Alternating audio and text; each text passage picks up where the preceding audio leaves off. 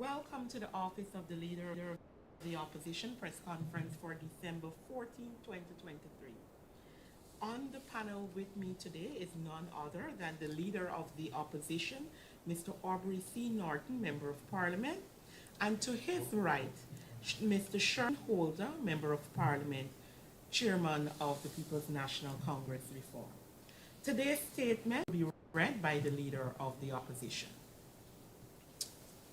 Good morning. Today, the CARICOM CELAC brokered meeting in St. Vincent and the Grenadines between Presidents Irfan Ali and Nicolas Maduro is expected to commence, sharing the unease felt by many Guyanese over the outcome of these talks. If mishandled, these talks could seriously jeopardize the sovereignty and territorial integrity of our country. We can only hope that the meeting will indeed deliver on its goals of reaffirming the principles of peaceful settlement of disputes, respect for international law, and the avoidance of the use and threats of force. The Caribbean must indeed remain a zone of peace. The opposition is already on record as stating that the territorial controversy between Guyana and Venezuela must not be on the agenda in any form or fashion. We did not oppose this meeting when presented to us by Irfan Ali as a fait accompli. Had we been in government, however, we would have responded to such initiative for dialogue more effectively to further protect and promote Guyana's national interests. As such, we would have, one, as a government, we would have insisted on a clear and settled agenda up front. To date, despite our calls for such an agenda days ago, none has been presented to the Guyanese people by the current PPP government. Two, as I also stated in the National Assembly on Monday, we as a government would have insisted that emissaries from all concerned parties first meet to finalize modalities for such a summit meeting. Three, we would have demanded that Venezuela take measures to first de-escalate the situation prior to a meeting, given its recent violations and acts of aggression. Four, we would have consulted with the opposition and would have kept it informed of all developments from the inception. Five, we would have engaged the available expertise in the country regardless of political affiliation. We are, however, where we are. Today's meeting must not produce a slippery slope that derails Guyana's national interests and confers on Venezuela any advantage whatsoever. Today's meeting must also not entertain any discussion on matters which technically are outside the ICJ process, but which nevertheless have implications for territorial integrity. In particular, Venezuela's desire for access to a sea lane or any maritime concession. Today's meeting must avoid any outcome that entraps Guyana into a process of continued and meaningless meetings that eventually suck in the territorial question. We have already stated that the opposition will not support any agreement that impinges on the territorial controversy. For the sake of our country, let us hope for the best outcomes from the meeting for Guyana. We expect President Irfan Ali to report promptly, fully, and accurately to the nation on his return. I thank you. Thank you. All right, so the floor is now open for questions on the press statement.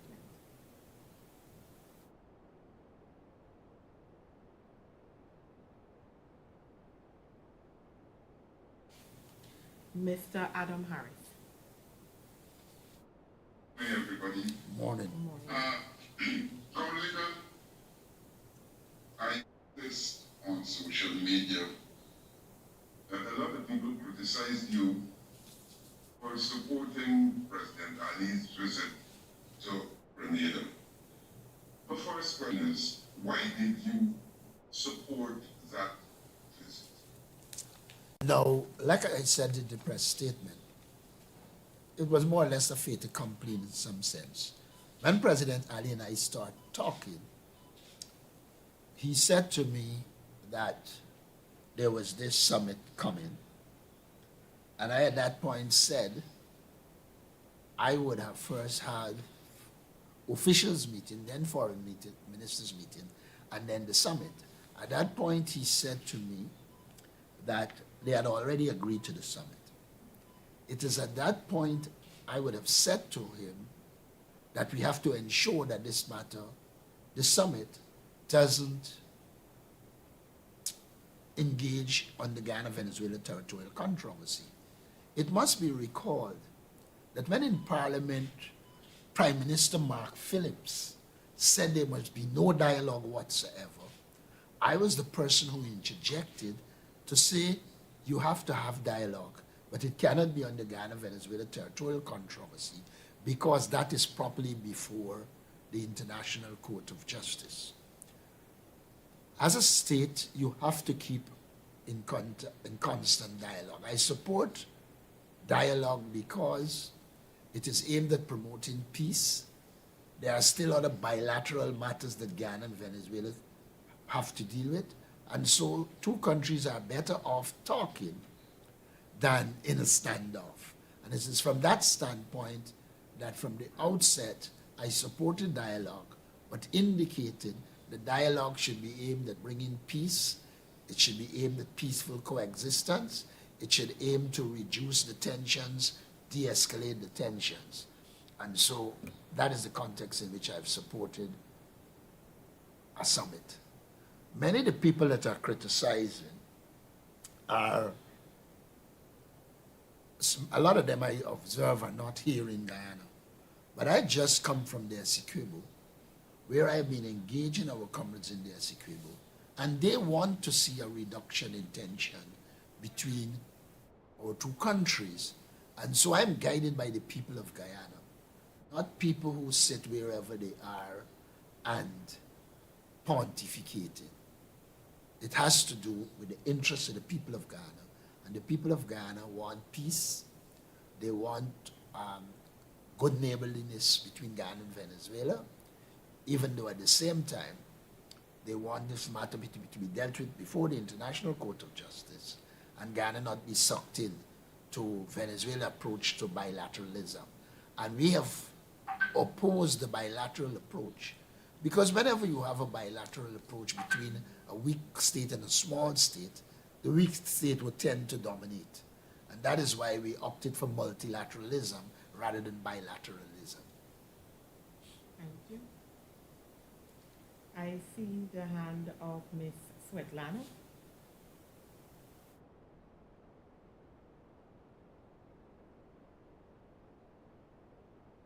Good morning, Svetlana Marshall from New Source. Sorry for that today.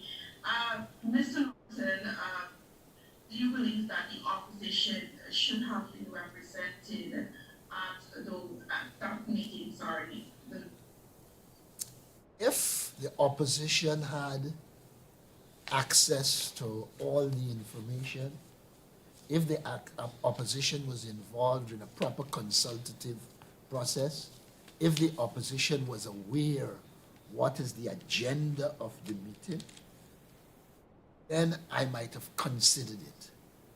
But as leader of the opposition, I wouldn't want to involve the opposition in the meeting for the sake of saying there is involvement. One has to know what are the objectives of the meeting, what is the agenda of the meeting, and then what role will the opposition leader play. You're talking about heads of state. Heads of states will meet each other. Where would the opposition fit in? A lot of people comment without seriously considering all the issues. If it was a case where there was a clear role for the leader of the opposition, then there should have been consideration. We have been sending a technical person to the meetings in The Hague, but we opted not to send somebody on this occasion because our understanding is that the Guyana-Venezuela territorial controversy will not be discussed, and to the extent it is not going to be discussed, we saw no need to send our technical person. Just a clarity, sir, could you say if the opposition was invited to send a technical person? Yes, we were. Well, it just depends on what you mean by invited. I did have a call from an official in the foreign ministry asking if we were disposed to send, and I said we will, depending on the situation. Having analyzed the situation, etc., and where it was heading, we decided not to. Okay, sir. My other follow-up question, if I could be to do so. Go ahead. You had earlier called for the agenda of that meeting to be made known, made public, and submitted to the opposition. And the same that ahead of today's meeting, the opposition was not provided with the agenda of the meeting and clear objectives for that meeting, although the president would have stated, well, that the controversy is not up for discussion. No, we had no information on the agenda.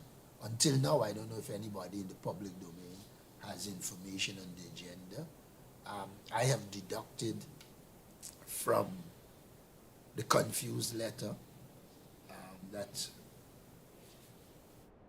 we saw in the public domain that one side was suggesting that the Guyana-Venezuela territorial question will, as I recall, the Prime Minister of St. Vincent suggesting that consequential matters to the border dispute or controversy will be discussed.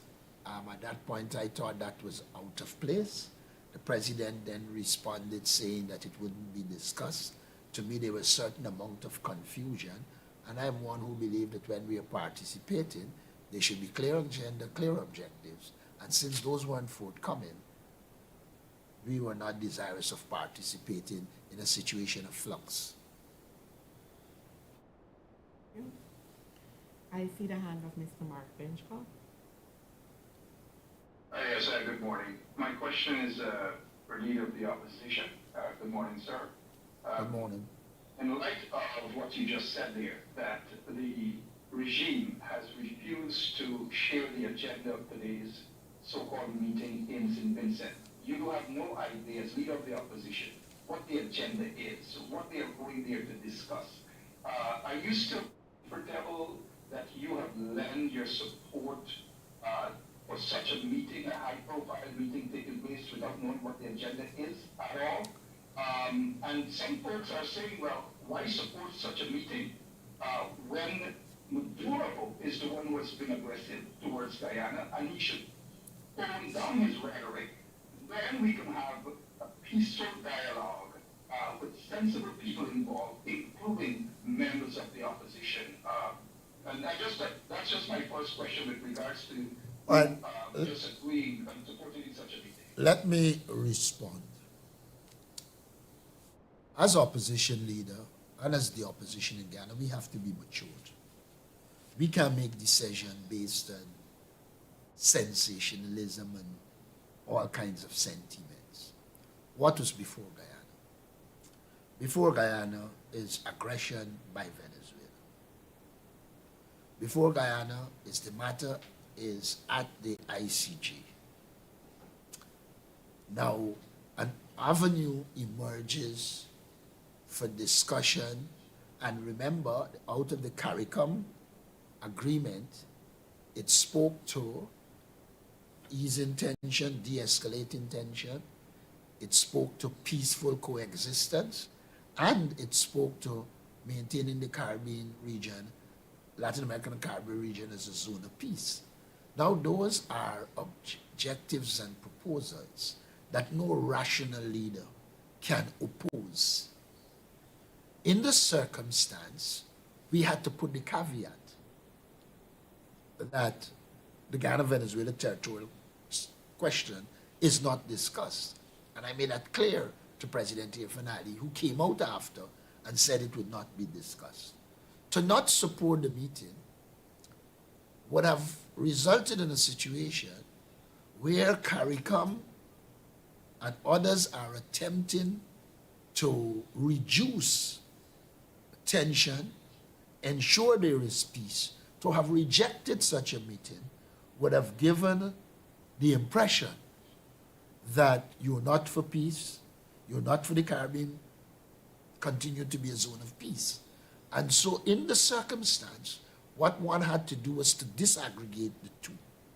And having disaggregated the two, we thought the best thing to do in the circumstance was to support the dialogue, but supporting it, promoting peace, stability, peaceful coexistence, the non-use of force in the region.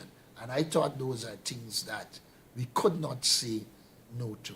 We haven't said that while remember there's a motion passed in the National Assembly which said essentially we will not dialogue on the Guyana-Venezuela territorial controversy, but we will dialogue on other matters.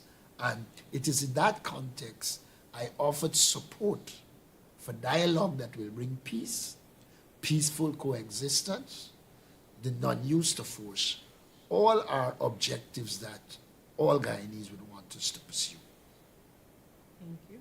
Well, just to follow up, I understand it is just not sensationalism. It's a bit of hypocrisy. As you know, the regime of Guyana doesn't want peace in Guyana. They are aggressive towards Guyanese citizens. They persecute Guyanese citizens. They discriminate Guyanese citizens. And to embrace them in wanting peace, peaceful resolution in such a matter where they're incompetent, people were expecting that as opposition leader, that you would take a position to support peace, yes, and not to support a corrupted, discriminatory regime currently in Guyana. And that is why people were surprised that you are taking such a position. May I move on to the next question? I need to respond to what you just said. You have made some remarks, some of which, in my opinion, need to be responded to. We oppose the discrimination. We oppose all the wrongs that the PPP is doing. We believe that all of those matters have got to be addressed. But like I said in the Parliament in my first presentation, you have got to first preserve Guyana before you could fight for anything in Guyana. And therefore to suggest that because X, Y, and Z are happening, then you have to oppose everything that the government does, to me that does not smack maturity. What we need to do is use the opportunity to rally our forces against the government on those domestic matters, but there has to be unity on the question of the Guyana-Venezuela territorial controversy. And it is in that context that the position was taken. Now, every person can have their expectation. My task as opposition leader is to listen to all the views, all the concerns, feel the pulse on the ground, and then make a sensible decision. That is what I thought I did. All right, thank you. But do you think it is, I'm not sure whether you had a face-to-face meeting with Mr. Irfan Ali. And if you didn't have a face-to-face meeting, then how serious is this issue if he feels that such a serious matter can just be discussed by a phone call? Well, I did not have a face-to-face. In fact, I wasn't in town when I was engaged by the president. But you can have serious discussion on a telephone. That is not to gainsay that it might be better if you have face-to-face meeting. But I would not say the mere fact that it wasn't face-to-face removed the importance and significance of it. Finally, my final question for now is, unless you have mentioned earlier, how optimistic are you that something will come out, something good for Guyana, not the PPP or anybody else, but something good for Guyana will come out of today's quote-unquote peace conference or peace meeting in St. Vincent and the Grenadines? Meanwhile, while St. Vincentians are unaware, they are lost as to what's happening in their country right now. How optimistic are you something good will come out of this? Well, I would not say I am optimistic. And I wouldn't even say cautiously optimistic. For me, if there is movement in the direction of peace, peaceful coexistence, the non-use of force, and we manage to de-escalate tension, then I would welcome it. However, from my own experience, unless a summit is well prepared, there are prior agreements on what will be the final outcome, it is not likely that you will have success in that sense. And like I said in the statement, one of my major concerns is the hope that the president and team will handle it in such a way that they do not put us on a slippery slope vis-a-vis the Guyana-Venezuela territorial controversy. So for me, I'm not optimistic. I want one, the Guyana-Venezuela territorial controversy to stay with the International Court of Justice. Two, it should not be discussed there. And three, they could move in the direction of peace, bilateralism, etc. Once those would have occurred, then there might have been some success. But like I said, I'm not optimistic because I see no clear agenda, I see no clear objective. And one of the characteristics of the government, which I hope that it doesn't keep carrying to foreign policy, is that they tend to flick and hope they land on their feet. If they land on their head, then not much I can do about it. I think one second, Ms. Svetlana, Mr. Adam Harris' hand was up for a while. You'll be next. Mr. Harris? Thank you very much. Venezuela. In Parliament the other day,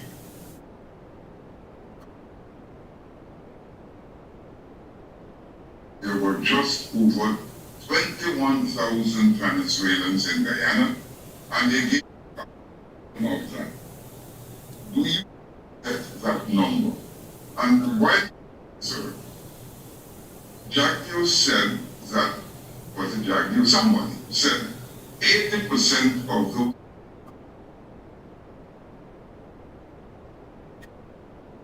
are Guyanese.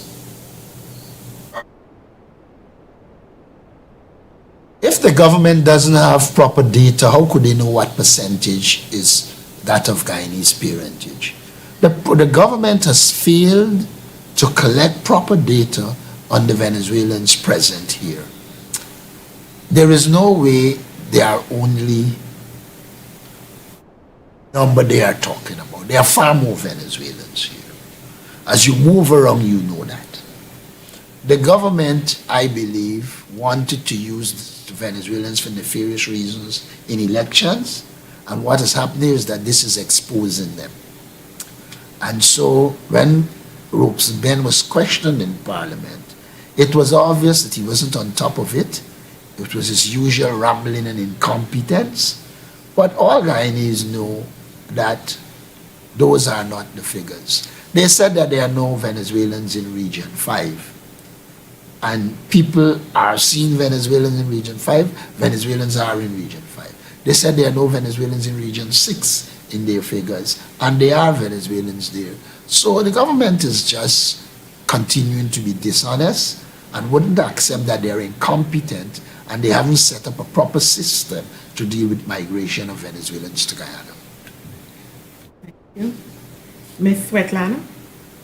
Mr. Norton, do you think it is practical for leaders to have dialogue to to discuss easing of tension without discussing the controversy?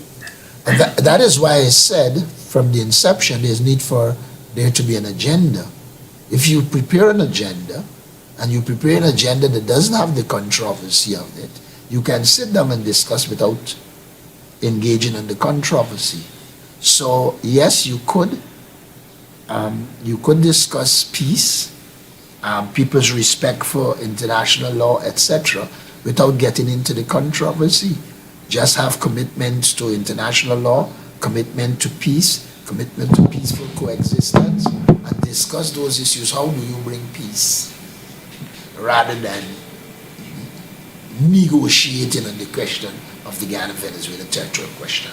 Do not forget the critical issue is that there should be no negotiations on this question of the Guyana-Venezuela territorial controversy, because the arbitral award settled it, and now the matter is before the International Court of Justice, and it is the International Court of Justice, after the presentation of whatever evidence exists by both sides, the nation.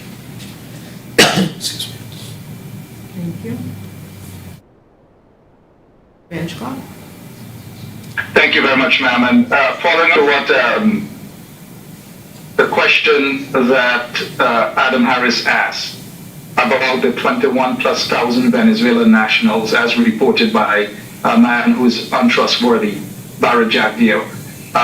Mr. Norton seemed to be very uncomfortable with that figure and the reasons behind granting citizenship and ID cards to those thousands of people. But my question to Mr. Norton is, what is the opposition doing to scrutinize those 21,000+ folks? I know you have, the party has a chief scrutineer, the party has 3 commissioners there at GCOM who should be acting on behalf of not just, of course, the opposition, yes, but what are you going to do to scrutinize those 21,000+ folks at this time to ensure that they are legitimate people who have been registered to vote in Guyana's electoral process? There's assumption that you're making is that the 21-something thousand that he's talking about is registered.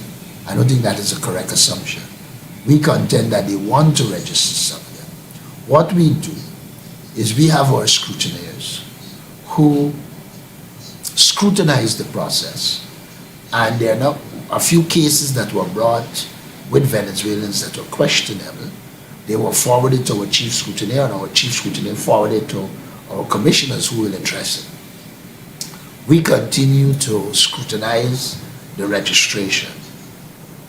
When the new figures come out, we will be able to see how many people are registered. That will also allow us to analyze if it is in keeping with the usual trend of registration. If, however, the numbers increase significantly, then it becomes questionable. At the end of the last registration, people were saying to us, oh, there were so many Venezuelans registered. We went through it, we checked it, and it turned out not to be the case. We have to continue to monitor it and ensure it is not the case. And where we find evidence, we have to deal with it at the Elections Commission, and failure to do that, we'll have to take other actions. Just a quick follow-up on that, and we hope that the opposition is not being complacent on this particular issue. When the PPP, when they were in the opposition, they were knocking at GCOM's door every single day, requesting information, requesting meetings, and so forth. It's something that is absent by this current opposition. When last have you had a meeting with the senior folks at GCOM or requested such a meeting without depending on the commissioners?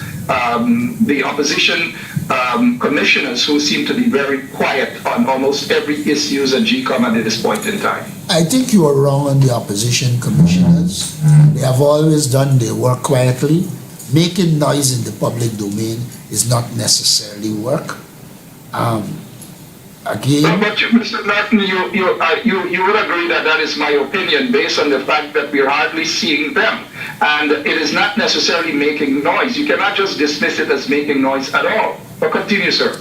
I have said, and I repeat, our opposition commissioners have been working. They are in contact with our chief scrutineer and others. They're in contact with the leader of the opposition. I have an open door, they engage, they provide information.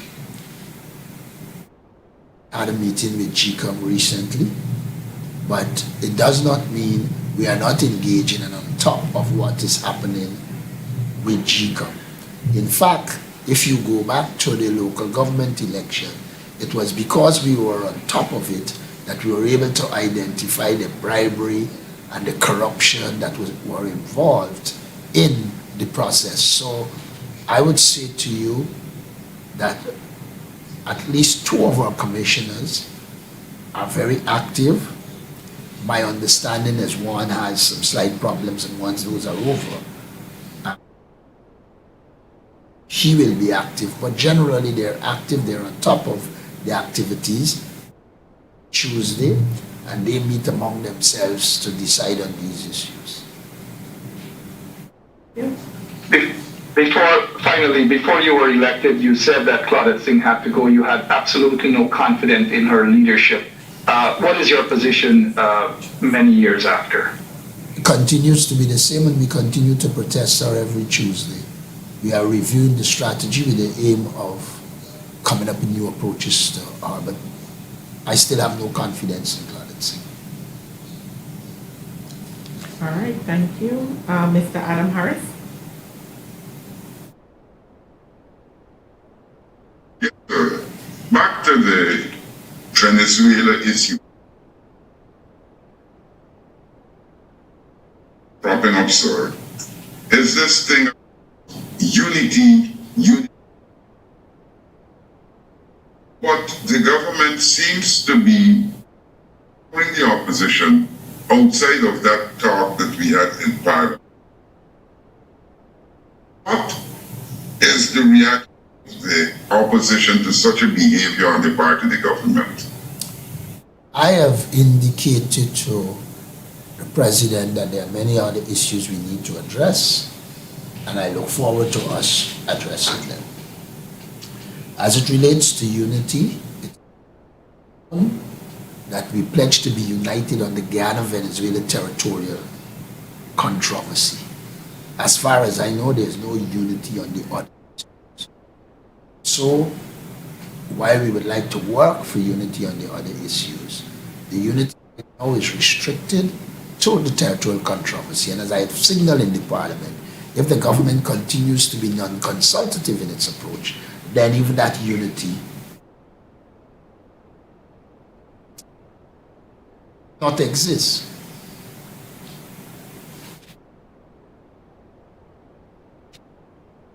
Other questions before we wrap?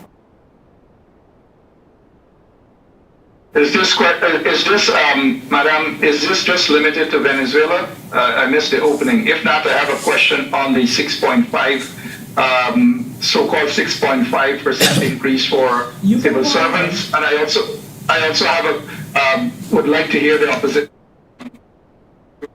I didn't mean to be. You can go ahead with your question. Okay, thank you. Mr. Norton, what is your take on the regime going back into Parliament, not allowing any debate on the Guyana border controversy at all, shutting it down, and then at the same time, they grab a big begging basket, wanting to rob the nation again of almost $26 billion. What is that money for, sir? And what is your take on it?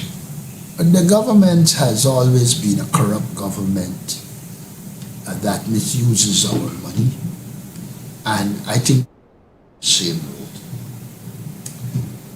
Now, we will question it in the Parliament with the aim of getting one of it.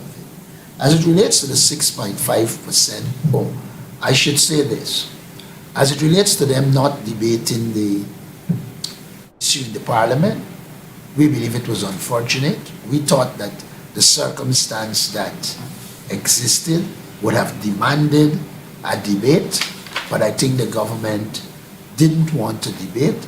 We then had to make a practical decision.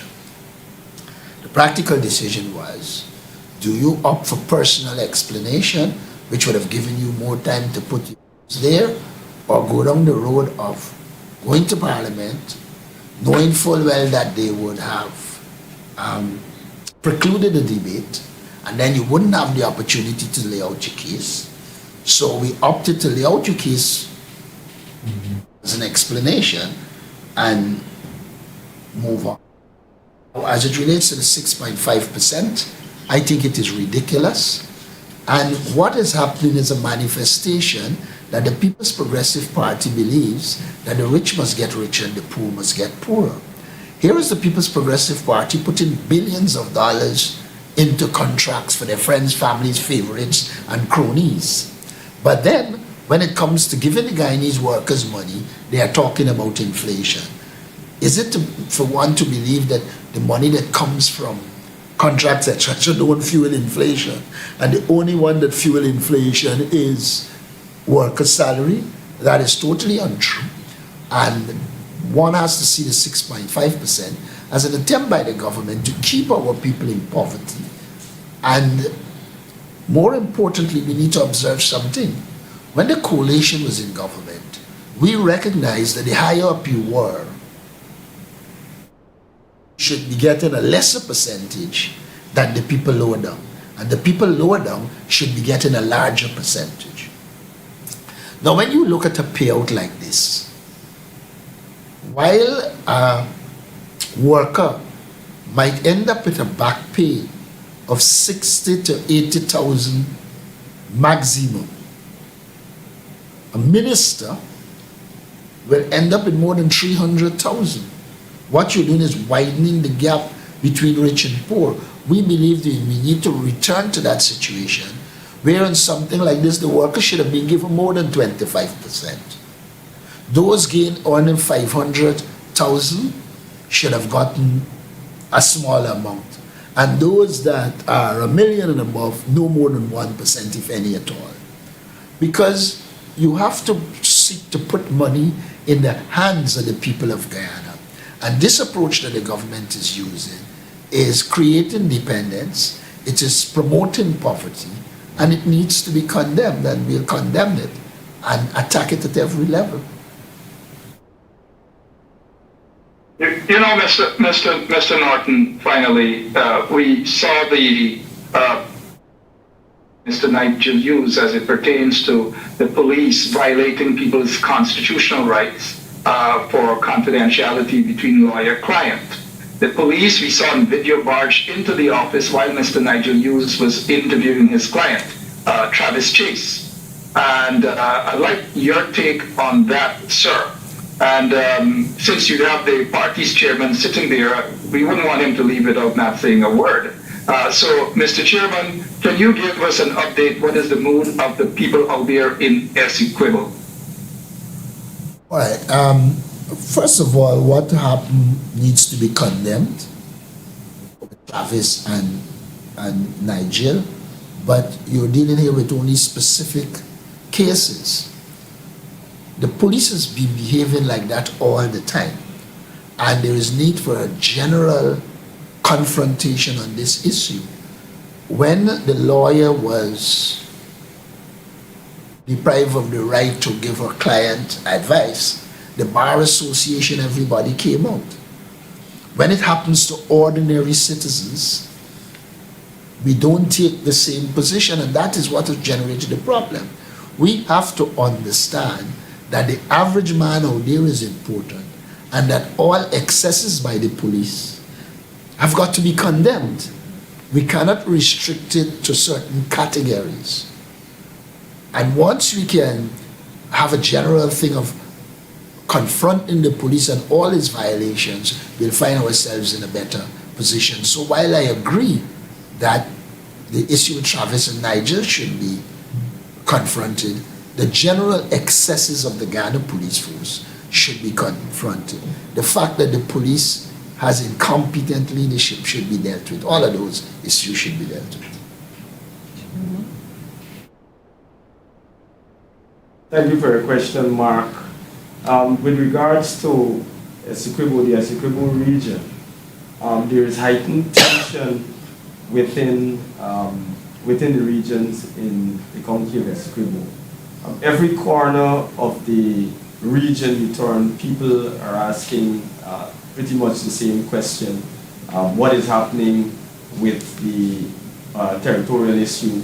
They're not getting the kind of information they think they should be getting. I've spoken with many businesses, ordinary citizens as well. In terms of business people, they're doing less investment at this point in time. Some persons would have said to me that they are making their last purchases, preparing for the worst, and that was the time leading up to the referendum. What I would say to you as well, there was a sense of great anguish, great disappointment as well with the cabinet, with the president and the entire cabinet leaving the country at such a crucial time. So that is what I got from a lot of people across the regions, as well as the persons in those far-flung areas who don't have the kind of access to information as well. So people are generally scared, people are worried. Some contractors as well would have stopped their jobs. So some people opted to move to Georgetown and other areas.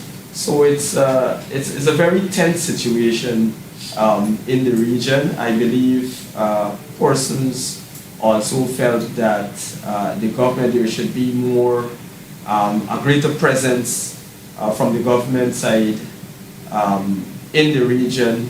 I know Vice President Barajagdeo was there for a rally type meeting setting, but persons who would have attended there thought that he didn't give the kind of explanations, he didn't give the kind of information which they were seeking. So they left that meeting in the same position that they were prior to it. So it is an all-around bad situation. The leader of the opposition, however, was in the region for 3 days, the entire weekend. I thought that he showed that he can be a sensible leader, a mature leader, somebody who understands the situation on the ground, and he thought that it was necessary to be in that region, advising persons, sharing information with them. And I think that was a great move by the opposition, even while Irfan Ali and others were out of the country, doing whatever they were doing at that critical time. I believe also, Mark, it is important to add this. Because I was in the region, one of the things I found very, very interesting and important is that most people in the region, or all that I have engaged, are satisfied Essequibo is ours, and that they do not want to live under any Venezuelan administration. And I thought that should be pointed out. Any other questions? Maybe one other question before we close up today? No other questions being asked. I want to thank all of those who would have joined the press conference today via our social media platforms, and of course members of the media. Do have a wonderful day.